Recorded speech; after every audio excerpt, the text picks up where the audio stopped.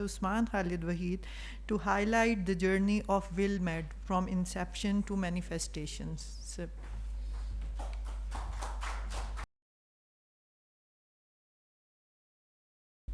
Bismillah ar-Rahman ar-Rahim. Assalamu alaikum, everyone. I'd like to begin. First of all, I'd like to say what I said at the very start of this meeting, that PSIM and the work that this young organization is doing is breaking many barriers, and this is a classic example of one. The issue of women leadership in medicine is a critical one, but this is, I think, the first time that in its inaugural session, a major society has made this issue front and center.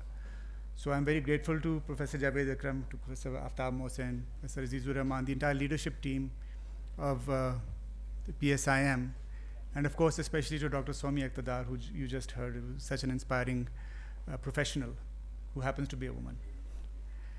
In fact, what WillMed is in many ways, it's an attempt in the healthcare space to help complete the unfinished agenda that the founder of our nation, Quaid-e-Azam, announced in 1940, 7 years before the creation of the country that we know as Pakistan. So these are 3 quotes from a speech of Quaid-e-Azam's at the Islamia College for Women in March 25th, 1940. And I think each of these are perhaps the most powerful statements made by any international leader on the need for women empowerment.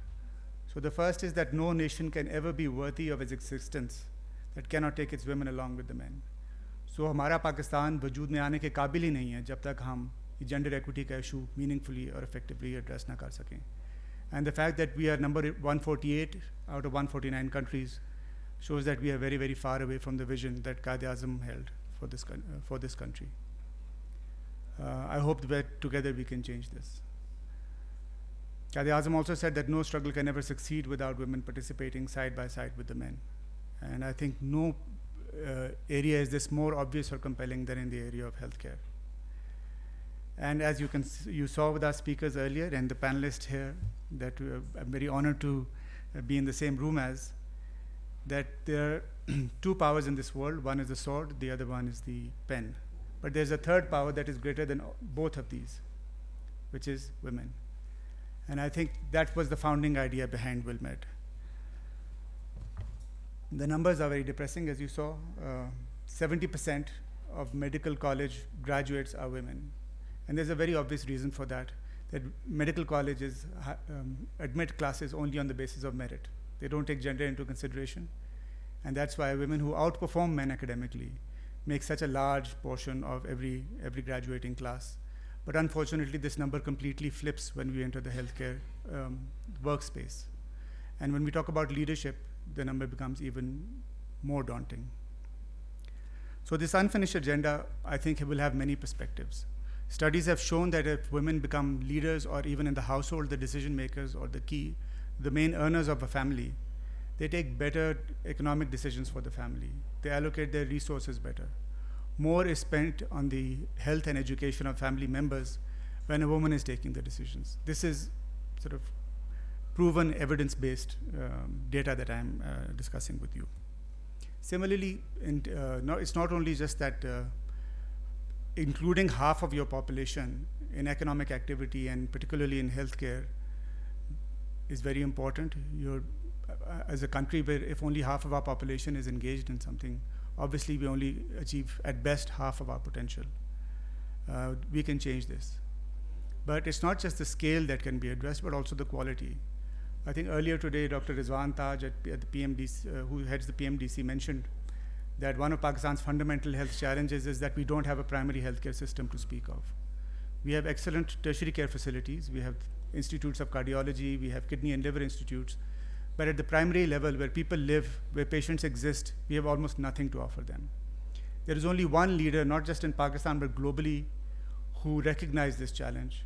And that was also a woman, which was our Prime Minister Benazir Bhutto.